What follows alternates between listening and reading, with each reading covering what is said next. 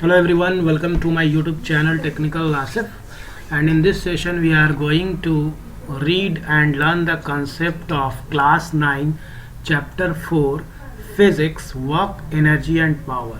Yes children, आज हम लोग work energy and power का कुछ important terms को सीखेंगे using this notes. Okay? अगर चैनल में आप नए हैं, फर्स्ट टाइम आए हैं, तो चैनल को काइंडली सब्सक्राइब कर ले. नीचे आपका सब्सक्राइब का बटन यहाँ पे दिया होगा, बेल आइकन को प्रेस कर ले for the new upcoming videos. चलिए without let let us start. सबसे पहले वॉक क्या होता है, what do you mean by walk. तो यहाँ पे चिल्ड्रन आप नोट्स भी बना सकते हैं, मेरी बात को सुन करके आप याद भी कर सकते हैं एग्जाम के टाइम पे, और नोट्स भी अपने कॉपी में बना सकते हैं इस वीडियो के हेल्प से, है ना, for class 9 student specially. So what is work? So work is said to be done by a force on a body if the force applied causes a displacement in the body. Work is said to be done कहने का मतलब है जब भी हम किसी body पे force लगाते हैं, एक्सटर्नल फोर्स लगाते हैं, तो उससे क्या होता है, उसमें कुछ डिस्प्लेसमेंट होता है, मतलब चेंजेस होता है ना. उस बॉडी में क्या होता है, चेंजेस होता है. जैसे कि अगर सपोज आप अपने फ्रेंड को धक्का मारते हैं तो एक जगह से दूसरी जगह अगर मूव करता है तो दैट मीन्स डिस्प्लेसमेंट जो होगा उस बॉडी का, हमारे फ्रेंड का, that is said to be a work. अगर हम लोग आते हैं सिंपल कॉन्सेप्ट्स पे, तो यहाँ पे एसआई यूनिट अब पूछा जाता है एग्जाम में कि वर्क का एसआई यूनिट क्या होता है 1 मार्क्स में. तो एसआई यूनिट होता है वर्क का joule. What is the SI unit of work. तो एसआई यूनिट वर्क का होता है जूल. ओके. नेक्स्ट, वर्क के लिए एक फार्मूला भी है जो हम लोग को देखना है, इक्वेशन भी कह सकते हैं. वर्क डन इक्वल टू होता है force into displacement cos theta. ठीक है, एस से फोर्स है, एस से डिस्प्लेसमेंट है आपका, थीटा जो है आप कितने एंगल पे वर्क करें. अब एक और डिफिनीशन जो एग्जाम में आता है, दैट इज 1 जूल का डिफिनीशन कभी कभी एग्जाम में आता है, इसको आपको कर लेना है. Work is said to be 1 joule if 1 newton force acting on a body displaces the body to 1 metre in its own direction. ठीक है, 1 जूल कहने का मतलब क्या हुआ, जब 1 newton force acting on a body, किसी बॉडी पे कितना न्यूटन फोर्स लगेगा, 1. ठीक है, and that displaces the body to 1 metre, और वो बॉडी जो है वो कितना डिस्प्लेस हो सकेगा, उसमें चेंजेस कितना मीटर होगा, 1 मीटर होगा. इन इट्स ओन डायरेक्शन कहने का मतलब है इसी डायरेक्शन पे, जिस डायरेक्शन पे धक्का दिया गया, तो that is said to be a 1 joule. 1 joule is equal to newton metre हम लोग लिखते हैं. नेक्स्ट टॉपिक हम लोग पढ़ते हैं. आपका एग्जाम के लिए भी तैयारी होगा. चलो ना, अगर आप सुन रहे हैं वीडियो तो आपका एग्जाम के लिए भी ये तैयारी हो रहा है. फैक्टर्स अब देखें, what are the different factors on each work done depends. अब वो कौन सा फैक्टर्स है जिस पे वर्क डन डिपेंड करता है. कुछ ही टॉपिक हम लोग देखेंगे, धीरे धीरे मेरे वीडियो एक एक करके फिजिक्स से रिलेटेड आएंगे, तो आपको सुन लेना है. कौन सा ऐसा फैक्टर है जिस पे वर्क डन डिपेंड करता है, मतलब जब आप वर्क डन करते हैं तो कोई ऐसा फैक्टर है जिस पे वो डिपेंड करता है, तो वो फैक्टर्स के बारे में अब हम लोग पढ़ने जा रहे हैं. We are going to read that factors. तो पहला फैक्टर है जिस पे वर्क डन डिपेंड करता है, that is magnitude of applied force. ठीक है, फर्स्ट क्या है, magnitude of applied force, that is distance travelled by the body on the application of force. कितना, मतलब कितना डिस्टेंस ट्रेवल किया गया अगर आप किसी बॉडी पे फोर्स लगाए. जैसे कि यहाँ पे नोट पे दिया है, इसको भी आप लिख लेंगे. Work is a scalar quantity. No work is done if a body does not change its position. देखिए, अगर आप किसी बॉडी को धक्का दिए और वो बॉडी मूव ही नहीं किया अपने प्लेस से, तो नो वर्क इज डन होगा, वहाँ पे कोई वर्क डन नहीं होगा on the application of force. ठीक है, तो that is known to be no work is done. बस यही यहाँ कहने का मतलब है कि अगर आप किसी चीज़ को धक्का दोगे और वो डिस्प्लेस नहीं करेगा, वो अपना जगह चेंज नहीं करता है, that mean no work is done. Now types of work done अब हम लोग पढ़ते हैं. कौन कौन सा टाइप्स होता है वर्क डन का. तो पहला वर्क डन का टाइप्स है positive work done. Positive work done कब होगा, जब थीटा का वैल्यू कितना होगा, 0 डिग्री. ये याद रखना है आपको, when theta value is equal to 0 degree then positive work done is there. That is, क्या मतलब हुआ इसका, इस बार सुन लोगे. Force acts in the direction of displacement of the body. Means force कहाँ एक्ट करेगा, उस डायरेक्शन पे जहाँ पे डिस्प्लेसमेंट हो रहा है बॉडी का। मीन्स अगर इसको इक्वेशन से आप सॉल्व करोगे तो फॉर्मूला इक्वेशन होता है work done equal to F S cos theta. तो यहाँ थीटा का वैल्यू क्या है 0 डिग्री, और कॉस 0 डिग्री इक्वल टू कितना होता है चिल्ड्रन 1 होता है। कॉस 0 डिग्री का वैल्यू आप मैथमेटिक्स में अगर जानते होंगे तो 1 होता है। तो यहाँ पे work done equal to force into displacement, और कॉस 0 डिग्री 1 हो गया तो work done equal to force into displacement होगा। तो इसको हम लोग क्या बोलेंगे कि ये पॉजिटिव वर्क डन का इक्वेशन है, ये पॉजिटिव वर्क डन है जब थीटा का वैल्यू 0 डिग्री होगा। इसका एग्जांपल हम लोग देखते हैं, जैसे work done by the force of gravity on A falling body. जैसे वर्क डन, आप कोई बॉडी को आप फेंक रहे हो, ठीक है, किसी भी चीज़ को फेंका आपने, तो जो फोर्स है नीचे ग्रेविटी की तरफ, नीचे की तरफ जो फॉल कर रहा बॉडी, तो ये एक पॉजिटिव वर्क डन होगा, ठीक है।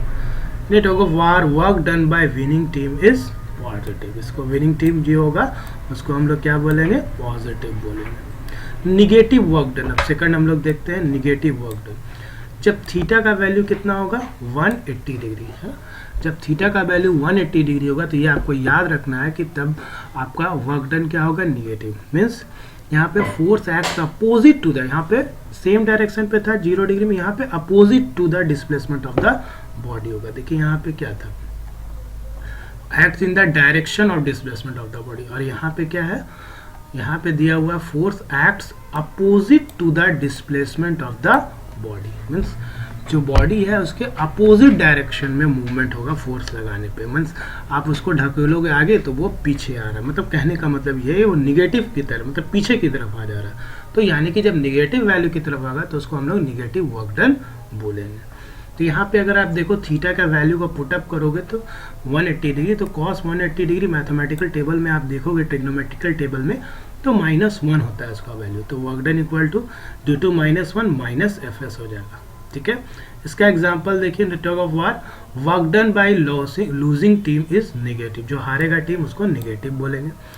या फिर व्हेन एन ऑब्जेक्ट, कोई ऑब्जेक्ट इज लिफ्टेड अपवर्ड, ऊपर की तरफ भेजा जाएगा, लिफ्टेड अपवर्ड, ऊपर की तरफ खींचा जाएगा, तो work done by the force of gravity on the object is negative, है ना।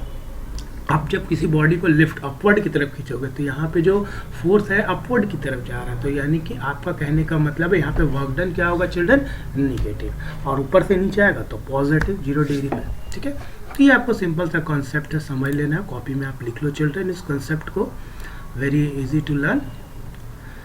अब यहाँ पे दिया हुआ कुछ केसेस दिया हुआ है, no work done if S vector quantity दिया हुआ है, डिस्प्लेसमेंट अगर 0 होगा तो the body does not move from its position on the application of force, then work done equal to 0। अगर डिस्प्लेसमेंट 0 होगा, है ना, एस का वैल्यू अगर 0 होगा तो वर्क डन 0 होगा, क्योंकि देखिए work done equal to F into S होता है ना, work done equal to F into S, S का वैल्यू 0 हो जाएगा तो वर्क डन 0 हो जाएगा, ठीक है, जब भी एस का वैल्यू। और if theta equal to 90 degree, अगर थीटा का वैल्यू 90 डिग्री होगा तो the force acts at right angle to the displacement of the body.